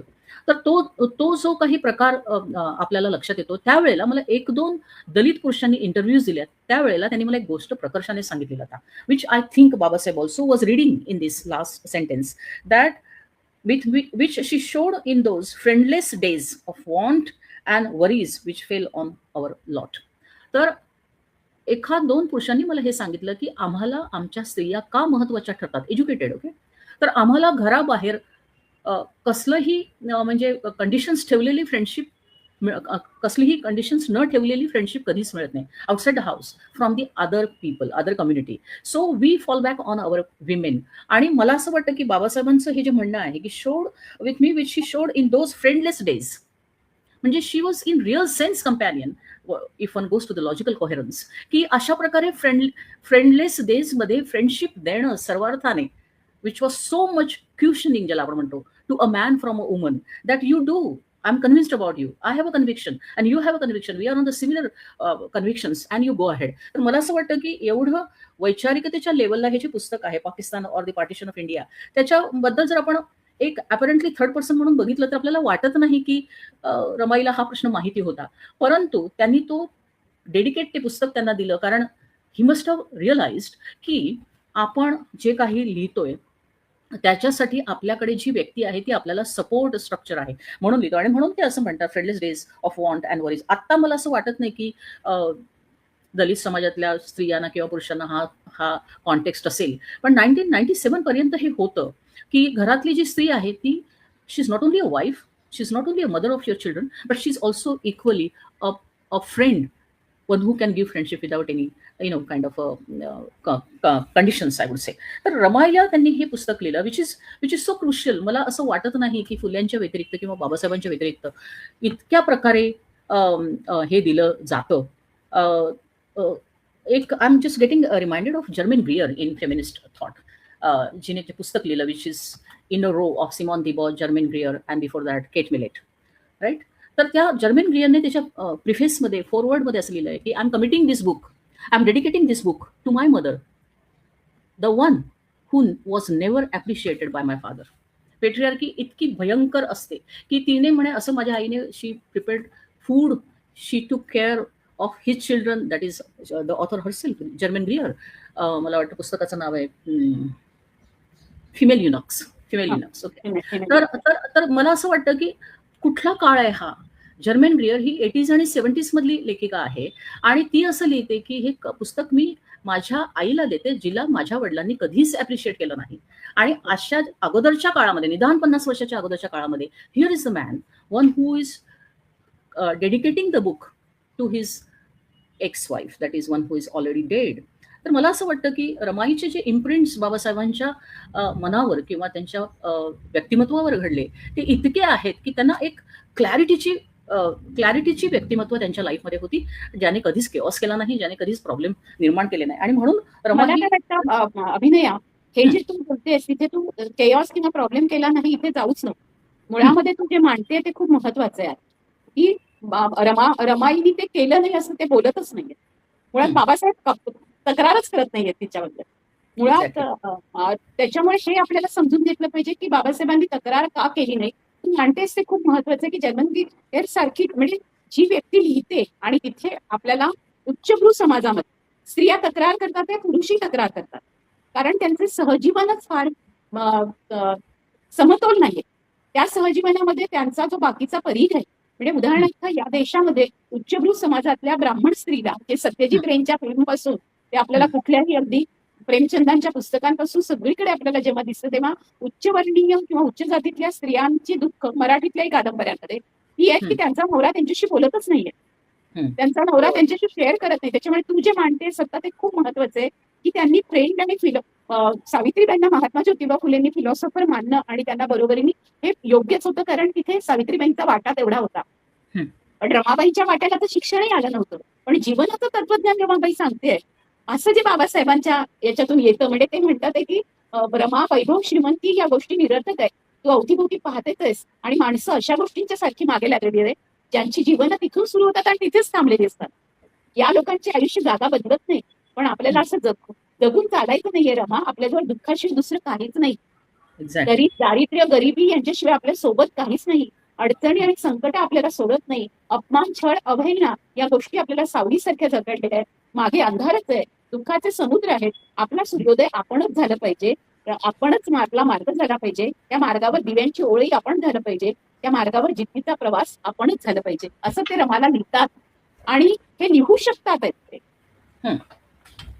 लिहू शकतात आहे रमाला. याचा अर्थ त्या दोघांमधल्या सहजाणींचा प्रवास आणि रमा तेवढं समजू शकते. ही प्रगल्भता 1930 मध्ये रमाजवळ आहे हे त्या पत्रातून सिद्ध होते. त्याच्यामुळे रमानी फक्त त्याग केला आणि रमानी फक्त ते ऍक्सेप्ट केलं असं नाहीये आणि समर्पणाची नाहीये तर तिथे त्यांच्या सहजीवनाची ही पावलं दिसतात. आणि तू जो मुद्दा म्हणालीस तो खूप महत्वाचा आहे. रंगभूमीवर आपल्याला ह्या दोन्ही स्त्रिया सावित्री आपल्याला दिसते म्हणजे एक पात्री अनुभव याच्यातून. रमाई पण आपल्याला एक पात्री अभिनयातून दिसते. पण प्रश्न असा आहे की यांच्याबद्दल ज्यांनी प्रयोग केले त्या सगळ्या उच्चभ्रू स्त्री आहेत. सावित्रीबाईंनी भय अशी भाषाच वापरलेली नाहीये. भय मी सावित्रीबाई असं कधी नाही. म्हणजे ती ग्रामीण दाखवायची आहे. ती ग्रामीण भागातून आली आहे म्हणजे सावित्री अडाणी दाखवायची मग ती नंतर शिकली दाखवायची यांच्या डोक्यामधल्या संकल्पना आहे. आज आपण दोघी जे बोलतो आहोत ते आपण हे लोकांच्या डोक्यातून काढून टाकायला या ज्या संपूर्ण महानायिकांचं जे चित्र उभं केलंय हे चित्र कसं नाही आहे खरं तर. यांच्या आयुष्यातल्या पुरुषांच्या अनुषंगाने काही चित्र आपल्या डोळ्यासमोर आहे पण या दोघींची ही ऐतिहासिक पद्धतीने त्यांच्या दोघींबद्दलही लिहिलं गेलेलं त्यांच्या ते आपल्यासमोर आता अगदी 200 वर्षापूर्वी घडलेल्या या स्त्रिया आहेत. त्याच्यामुळे त्यांच्या बरोबरीच्या स्त्रिया त्या कशा जगत होत्या त्या कशा राहत होत्या त्या कशा चाळीत राहत होत्या. तुझे सोलापूरचे अनुभव सांगते हे सगळ्या वास्तव अनुभवांच्या आधारावर रमाई नाही जिवंत राहिले यांच्या सगळ्यांचा. बरोबर. आणि म्हणून नाटक असेल किंवा म्हणजे रंगभूमीवर असेल किंवा सिनेमामधूनही जी रमाई दाखवली गेलेली आहे ती कंपॅनियन नाही आणि म्हणून मग माई कंपॅनियन आहे. अशा पद्धतीने एक जक्स्टापोजिशन घेऊन पण दाखवली गेली. तर तसं नाहीये. त्या दोघींचेही वेगवेगळे महत्व आहे बाबासाहेबांच्या आयुष्यात. आणि बाबासाहेब विधूर राहिलेच्या काळामध्ये विधूर राहिले. तू खूप महत्वाची गोष्ट ती पण मांडली आणि मला वाटतं त्याच्यावर तू बोलावंस की ते विधूर राहिलेत आणि विधूर असताना आपल्याला आता गरज आहे म्हणून आता लग्न केलं पाहिजे अशातून त्यांनी लग्न केलेलं नाही. त्यांचा संपूर्ण काळ रमा गेल्यानंतरचाही काळ असेल आणि रमा असतानाचाही काळ त्यांना दुःख विसरावं लागलेलं आहे. वडील गेली त्यांनी दुःख करताच आलं नाही. त्याच वर्षी ते एका विशिष्ट उंचीवर जाऊन पोहोचले. रमा गेली त्याच वर्षी 1935 मध्ये त्यांनी केलेलं काम बघितता येईल आपल्याला की रमा जाते आणि त्याच्यानंतर जून ते ऑक्टोबर हा पूर्ण उत्कर्षाचा काळ आहे बाबासाहेबांच्या आयुष्यात. Yes very much. म्हणून मी असं म्हटलं I would just say put it this way की सुरुवातीचा काळ म्हणजे as a young man till 1935 पर्यंत बाबासाहेबांचं हे मेकिंग घडत होतं ज्याच्यामध्ये अडथळा नव्हता हे रमाईंकडून. आणि ज्या वेळेला त्या वारल्या 1935 त्यावेळेला त्यांनी येवला कॉन्फरन्स घेतली होती आणि तिथे त्यांनी पहिल्यांदा बुद्धिझम मध्ये आपल्याला गेलं पाहिजे हे डिक्लेअर करून टाकलं. And which was very courageous step under the contemporary circumstances. आणि मग 1936ला ते फार महत्वाचं लिहितात, अॅनिहिलेशन ऑफ कास्ट. म्हणजे ते थांबले नाही, दुःख कुरवाळत बसले नाही, आणि त्यांना हे लक्षात आलं की इतक्या मोठ्या टप्प्यापर्यंत आपण आलेलो आहोत, आपल्याला प्रश्न आहेतच, सगळ्यांनाच प्रश्न आहेत, आणि आपण त्या एखादा प्रश्न आला की त्याच्यामध्ये इतके होऊन जातो की बाकी काहीच सुचत नाही. But here is a person one who writes in 1936 annihilation of caste.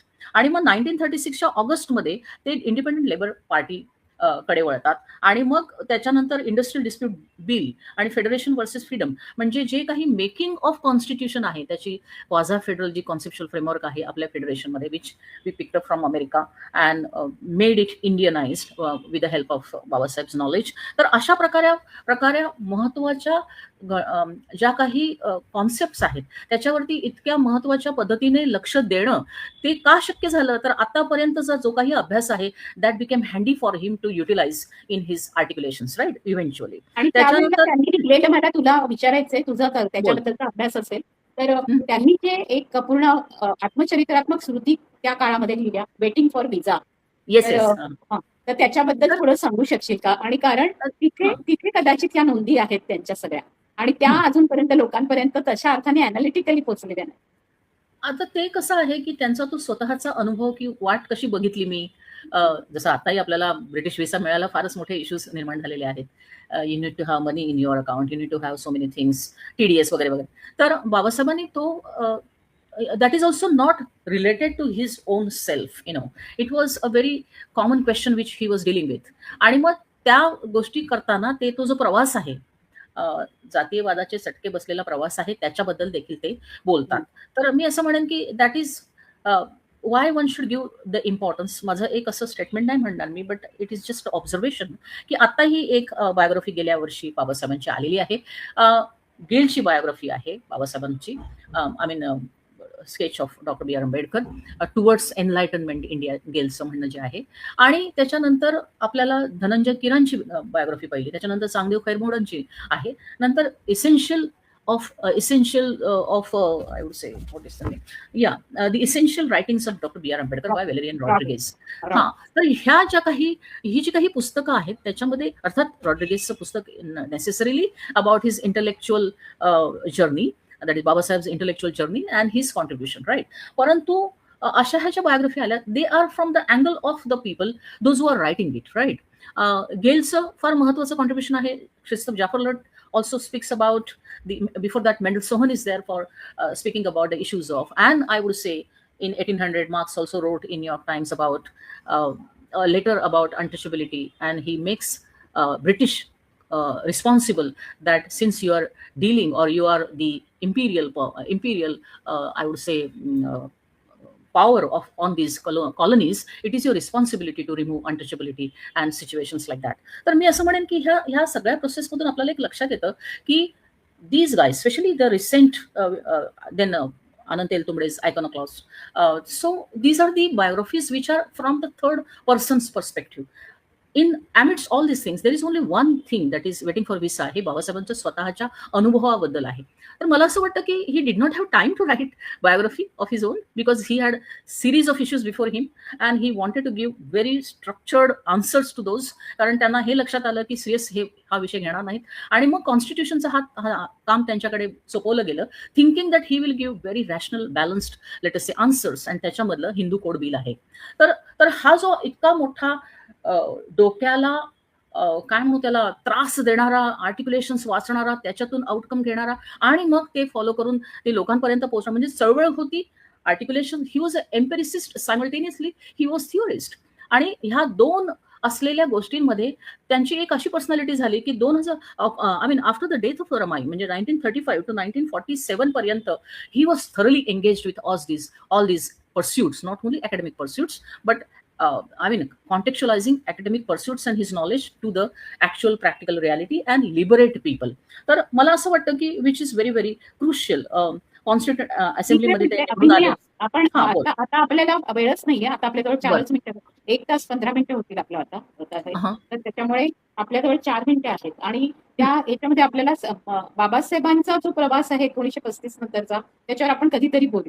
पण आपण आज रमाईच्या संदर्भामध्ये बोलत असताना जे पहिल्यांदा स्त्रीवादी दृष्टिकोनातून जे आरोप झाले, ज्याच्यामध्ये तू म्हणालीस तसं, की किंवा माझ्याही डोक्यामध्ये असं आहे, अजूनही आहे, की रमाईला फक्त एक त्यागी आणि कष्ट करणारी आणि संसार करणारी, बाबासाहेबांचा संसार करणारी सहजीवन साथी म्हणूनच रंगवलं गेलं. आत्ताही सगळ्या गाण्यांमध्ये पण आपण रमाईचं जे वर्णन बघितलं तर, कारण रमाईबद्दल या संपूर्ण समाजामध्ये जी कृतज्ञता आहे ती व्यक्त होते, ती आपली आई आहे, ती जसं यशवंत मनोहर म्हणतात तसं सांस्कृतिक माता म्हणून पण तिची मान्यता घेतलेली आहे. पण मला असं वाटतं की आपल्या सारख्यांचं मोठं काम हे आहे की आपण स्त्रीवादी दृष्टिकोनातून पण त्या सगळ्या परिस्थितीचा एका दलित घरामध्ये, अस्पृश्य घरामध्ये जन्म झालेल्या स्त्रीचा त्या अस्पृश्य घरातल्या अतिशय प्रज्ञावंत अशा माणसासोबत संसार करत असताना ती अस्पृश्यता पूर्णपणे काढून टाकणं, निर्मूलन करण्याच्या प्रवासातली साथीदार म्हणूनचा तिचा प्रवास असा म्हणून आपण कसं तिच्याकडे बघूया, असा शेवट आपण तिथे जाऊया आणि मग कदाचित आपल्याला बोलायची संधी मिळाली तर आपण स्त्रीवादी दृष्टिकोनातून रमाकडे कसं बघायचं असा एक पुढचा भागही घेऊया.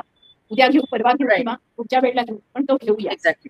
तर मी असं म्हणेन की 1935 पासून 47 पर्यंत बाबासाहेबांनी आणखी प्रॉब्लेमॅटिक म्हणजे सहजगत्या न होणाऱ्या अशा बऱ्याच गोष्टींना त्यांनी हात घातलेला आहे. Formation of schedule caste federation, labour members voice काउन्सिलमध्ये ते असणं, त्यानंतर महत्वाचं पुस्तक रानडे गांधी अँजिना हे पुस्तक त्यांनी लिहिलं. त्यानंतर मी म्हणते की बाबासाहेबांवर आपण नंतर बोलू ना. आपण नाही, मला काय म्हणायचं नाही, मला यातला एक मुद्दा असा सांगायचा आहे लता, की ह्या गोष्टी ते करू शकले अँड ही डिड नॉट म्हणजे त्यांची जी कमिटमेंट रमाईच्या बरोबर जी सुरू झाली लग्नानंतरची, ती कमिटमेंट त्यांनी 47 पर्यंत ठेवलेली आहे. आणि त्याच्यानंतर मग मी असं म्हणेन की सवितामाई येतात त्यांच्या लाईफमध्ये आणि सवितामाईंचं एक फार महत्वाची गोष्ट मी असं म्हणेन की which is very important. I think that 1948 पासूनच्या नंतरचे बरेचसे प्रवास बाबासाहेबांचे आहेत, म्हणजे बुद्धिझमचं हे करणं आणि नंतर ते जातात. त्याच्यानंतर एक मला वाटतं 15 ते 20 दिवसांनी जातात ऑक्टोबरमध्ये आणि right sorry more than 2 months I think. तर 56. तर त्याच्यामध्ये मी असं म्हणेन की जे रमाबाई शिकलेल्या नव्हत्या, पण ॲज अ वाईफ त्यांना जे वाटत होतं ती पर्सनॅलिटी स्केच केलेली आहे एकूणच त्यांचा जीवन प्रवास पाहिल्यानंतर सविताबाईंनी. आणि मला असं वाटतं की Ramabai would have also given the similar expression. आणि ते हे जे पुस्तक आहे सविताबाईंचं डॉक्टर आंबेडकरांच्या सहवासात आणि जे विजय सुरवाडेंनी त्याचं आता नवीन ट्रान्सलेशन केलंय, नदीम खानने केलेलं आहे आय थिंक 2 years बॅक. तर मी असं म्हणेन की बाबासाहेब काय होते ते जवळचं व्यक्ती रमाईनंतर आणि लिखित स्वरूपात आणणारं ही बाई जी आहे म्हणजे सविताबाई जी आहेत त्याच्याबद्दल ते असं म्हणतात की आपली भूमिका ते ठामपणे कोणाचीही कसलीही भीडभाड न बाळगता मांडीत असत. कोणतीही गोष्ट केवळ कोणा मोठ्या माणसाने सांगितली म्हणून किंवा ती केवळ प्रचलित आहे म्हणून ते मानायला तयार नसत. स्वतःच्या बुद्धीच्या व अनुभवाच्या कसोटीवर घासून जे सिद्ध होईल तेच त्यांना मान्य असे. म्हणजे हा जो काही क्रिटिकल एज त्यांच्या पर्सनॅलिटीची होती की not to listen what is happening, cooked up, it could be cooked up, right. आपल्याकडे अशी एक पद्धती आहे. पण ह्या सगळ्या गोष्टींमध्ये मला असं वाटतं रमाईंना देखील ही त्यांनी लिखित स्वरूपात कुठे ठेवलेलं नाही तसं, परंतु बाबासाहेबांचा कणखरपणा आणि रमाईचा कणखरपणा हा एकमेकाला इतका सुंदर कॉम्प्लिमेंटरी होता की we see the outcome and we are the people those are having fruits out of their this kind of companionship. This is what I would say Lata. दोघांच्या सहजीवनामध्ये एकमेकांचा कणखरपणा त्यांना सोडायची गरज पडली नाही असं अभिनया सर्वात शेवटी म्हणतायत. आणि रमाबाईंचाही कणखरपणा होता आणि बाबासाहेबांचा होता आणि दोघांनी तो कणखरपणा एकमेकांसाठी जगवला, पण एकमेकांच्या मध्ये तो अडसर बनू दिला नाही. तर असं त्यांचं जे सहजीवन होतं त्या सहजीवनाच्या अनुषंगाने आपण बोललो. खूप मोठी अडचण अशी होते की जेवढ्या महानायिकांच्या संदर्भामध्ये आपण बोलतो तेव्हा त्यांचे पती महामानव असतील किंवा त्यांचे पती पण महानायक असतील तर मग आपल्याला त्या दोघांच्या संदर्भामध्ये बोलताना त्यांच्या सोबतीने त्यांच्या अनुषंगाने विचार करावा लागतो की बाबांच्या तुलनेमध्ये रमा कशी आणि महात्मा फुलेंच्या तुलनेमध्ये सावित्री कशी होती, बुद्धाच्या तुलनेमध्ये यशोधरा कशी होती, असं जे केलं जातं किंवा गांधींच्या तुलनेत कस्तुरबा कशी होती, अशा पद्धतीचा एक संपूर्णतः वापर केला जातो आणि त्याच्यामध्ये पत्नीचं नेहमी डिपेंडन्स म्हणून बघितलं जातं. तर आपण पुढच्या वेळेला बोलताना बाबासाहेबांच्या शिवायची रमा पण कशी आहे याचा पण आपण बघूया, उल्लेख करूया. कारण बाबासाहेबांच्या सोबतीने राहणारी रमा तर आहेच, पण बाबासाहेब सतत सोबत नाहीये.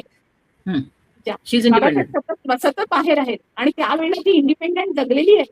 तिने जगवलंय अनेकांना, तिने सासऱ्यांना जगवलंय, सासूला जगवलंय, तिने पूर्ण घराला जगवलेलं आहे, तिने कष्ट केले, तिने यशवंताला जगवलंय, तिची 4 मुलं गेलेली आहेत. म्हणजे तिला सगळं दुःखालाही ती सामोरी एकटीच गेलेली आहे. आणि त्या काळामध्ये बाबासाहेब त्यांच्या वेगवेगळ्या उंचीवर चढत आहेत. ते चढत असताना तिला ही कल्पना आहे की आपण तिथे पुरेसं पडत नाही आहोत. त्याच्यातून तिची होणारी ससे होलपट, तिला होणारा न्यूनगंड.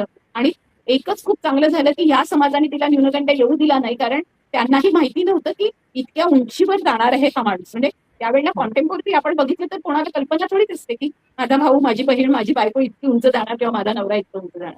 अशा सगळ्याच्यामध्ये एक सामान्य माणूस म्हणून माणूस जगत असतो. आणि सामान्य माणूस म्हणून जगत असताना असामान्य प्रतिभेच्या माणसाबरोबर जगणं, कुणी असेल, बायको असेल किंवा नवरा असेल, या दोघांना एकमेकांच्या सोबतीने जगणं किती कठीण असणार. आणि तो कठीण जो काळ आहे, तो कठीण काळ दोघांनी पार तर केलाच, पण रमाईनी त्यांना आयुष्यभर साथ दिली म्हणून ती फक्त रमाई नाही राहिली. तर रमाईनी जेव्हा ते साथीला नव्हते, जेव्हा ते सतत बाहेर होते, तेव्हाही त्यांचा संसार, स्वतःचा संसार असं म्हणून स्वतःच केलेला आहे. त्यावेळेला ती फक्त एक सहजीवन साथी नव्हती, रमाई ही पूर्णपणे एक व्यक्ती होती जिने हा संसार केला. अशी ती कर्तृत्ववान रमाई तिचा. आणि तू म्हणतेस तसं, म्हणून मग तिचा कणखरपणा आपण तसा लक्षात ठेवूया की ती चिवट होती, खंबीर होती, गंभीर होती. संपूर्ण संसार स्वतःच्या खांद्यावर रेटून नेणारं ओझं संपूर्ण स्वतः घेतलं होतं. आणि त्याच्यामध्ये तू वारंवार जो उल्लेख केलास की ते ओझं ती घेतलं असल्यामुळे बाबासाहेबांना एवढं करता येत होतं. त्याच्यामुळे तिच्या जवळ, त्याच्यामुळे हे एक संपूर्णतः आपण श्रेय दिलं पाहिजे. पॅट्रिआर्कीमध्ये नेहमीच हे श्रेय नाकारलं जातं, कारण पत्नीने हे करायचंच असतं, पण याचा जो उल्लेख आहे तो उल्लेख केला जात नाही. आणि त्याच्यामुळे त्या कष्टांची तमा बाळगली जात नाही, की बाबासाहेबांनी स्वतःच्या पत्रातून पण त्यांनी पूर्ण केली आहे. तर आपण इथे थांबूया. आणि एक शेवटचं मी फक्त सांगेन की रमाई ही केव्हाही बाबासाहेबांची लायबिलिटी नव्हती, जबाबदारी नव्हती, परंतु रमाई हे सपोर्ट स्ट्रक्चर होतं. आणि एक महत्वाचं कारण की रमाईचं स्वतःचं इंडिपेंडंट ऑफ बाबासाहेब एक कन्व्हिक्शन होतं की ते जे काही करतात ते त्यांनी केलं पाहिजे, आणि ते जर नाही केलं तर फार मोठा प्रॉब्लेम निर्माण होणार आहे फ्युचर जनरेशनला. So let him do. आणि ही जी काही तिची प्रवृत्ती प्रत्येक गोष्टीमध्ये दिसते. Okay, this is what I want to say. So the conviction of Ramai matters a lot. अगदी तू म्हणतेस तसं शेवटचं बाबासाहेबांच्याच वाक्यांमध्ये आपण भेटूया. ते म्हणतात, मागे अंधारच आहे, दुःखाचे समुद्रच आहेत, आपला सूर्योदय आपण झालं पाहिजे, आपणच आपला मार्ग झाला पाहिजे रमा, त्या मार्गावर दिव्यांची ओळ आपण झालं पाहिजे, त्या मार्गावर जिद्दीचा प्रवास आपण झाला पाहिजे. आपल्याला दुनिया नाही, ही दुनिया आपल्याला निर्माण केली पाहिजे. आपण असे आहोत रमा, म्हणून म्हणतो यशवंताला अभ्यास करायला लाव, त्याच्या कपड्यांची काळजी घे, त्याची समजूत घाल, त्याच्या जिद्द जागव. मला कळत नाही असं नाही रमा, मला कळतं की तू दुःखाच्या वणव्यात स्वतः करपून जात आहेस. पाने गळत जावीत आणि जीव सुकत जावा, त्याप्रमाणे तू होतेस. पण रमा, मी तरी काय करू? एका बाजूने हात धुवून पाठीशी लागलेलं दारिद्र्य आहे, आणि दुसऱ्या बाजूने माझ्या जिद्दीने घेतलेला वसा आहे, आणि तो वसा ज्ञानाचा आहे. मी ज्ञानाचा सागर उपसतोय. आपण एकीकडे महामानवालाच, या बाबासाहेबांना स्वतः ज्ञानाचा सागर म्हणतोय, पण त्यावेळेला बाबासाहेब लिहितात की मी ज्ञानाचा सागर उपसतोय, त्याच्या तळगर्भाचा वेध घेतोय. खरं सांगू रमा, मी निर्दय नाही, पण जिद्दीचे पंख पसरून आकाशात उडणाऱ्या मला कोणी साथ घातली तरी यातना होतात. मला माहितीये की तिथे मला साथ घालताय, पण मला आता खाली उतरता येत नाही. माझ्या मनाला खरचटतं, माझ्या रागाचा भडका उडतो. म्हणजे ही जी बाबासाहेबांच्या मनाची अवस्था आहे ते रमापर्यंत पोहोचवतात. तेव्हा रमालाही वाटत असेल की मलाही वाटतं की पंख पसरून मी तुझ्यासोबत यावं, पण हे सगळं तू माझ्यासाठी जे ठेवलेलं आहे हे कोण विस्तारणार? हा सगळा खालचा पसारा मी स्वतः सांभाळते. तर अशा पद्धतीने दोघांनी एकमेकांना दिलेल्या साथीने बाबासाहेब पण भरारी घेऊ शकले. इथे आपण थांबवूया. खूप धन्यवाद. आपण दोघींनी मिळून जी आज चर्चा केली, आणि तुझा जो सगळा अभ्यास आहे, आणि तू ज्या पुस्तकांचे उल्लेख केलेत, हे सगळे वाचकांनी जे इंग्लिशमध्ये वाचू शकतात ते तर वाचावेच, पण हे सगळं मराठीत पण उपलब्ध आहे. म्हणजे धनंजय कीरांचं चरित्र उपलब्ध आहेच आपल्यासाठी. इव्हन क्रिस्तोफी जॅफ्रेलॉटचं पण आता मराठीमध्ये अनुवाद होतो आहे, किंवा रॉड्रिक्सच्या याचा पण मराठीमध्ये अनुवाद झालेला आहे. तर मराठी, हिंदीमध्ये उपलब्ध आहेत लोकांसाठी ही सगळी पुस्तकं. तर पुन्हा एकदा आपण अभिनया, मी तुमचे आभार मानते. आणि सर्व I'm also very thankful to you, Lata, that we converted into the conversation rather than just delivering one way speech. Okay, हो. thank you so much. एक स्वतंत्र व्याख्यान ठेवूच शकतो आपण तुझं, आणि मला वाटतं कधीतरी इंग्लिशमध्ये स्वतंत्र व्याख्यान ठेवावं, कारण तुझा Okay. फ्लो खूप आहे. तुला त्या विषयामधली गती आणि त्याचा अभ्यास आणि त्याचे रेफरन्सेस किंवा त्याचे संदर्भ सुद्धा तुझ्या तोंडावर लागोपाठ येतात, ते लोकांना कळले पाहिजे, ते इंग्लिशमध्ये कळले पाहिजेत असं मला वाटतं. पुढच्या वेळेला आपण नक्कीच बहुजन संघटकवर एक इंग्लिशमधली मुलाखत किंवा इंग्लिशमधलं तुझं स्वतंत्र व्याख्यान आपण ठेवूया. तर आता आपण माता रमाईला विनम्र अभिवादन करून त्यांच्या जयंतीच्या निमित्ताने किमान आपण एका वेगळ्या फुले शाहू आंबेडकरवादी नजरेतून रमाईकडे बघण्याचा प्रयत्न केला, स्त्रीवादी नजरेतून. आणि हा स्त्रीवाद वेगळा आहे, हा स्त्रीवाद इतर स्त्रीवादांसारखा नाहीये.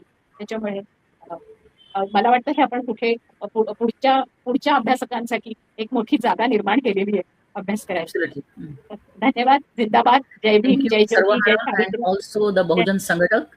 हो. With his very busy schedule, he could come and organize certain things like this. Thank you so much. म्हणून सर्वहारा विमेन्स कलेक्टिव्ह, बहुजन संघटक, बहुजन स्त्री कथीच्या वतीने सर्वांना पुन्हा एकदा जय भीम, जय ज्योती, जय सावित्री, जय फातिमा, जय रमा, जय तारा, उलगुलान हुल जोहार, जय संविधान आणि सबरंगी सलाम. Good.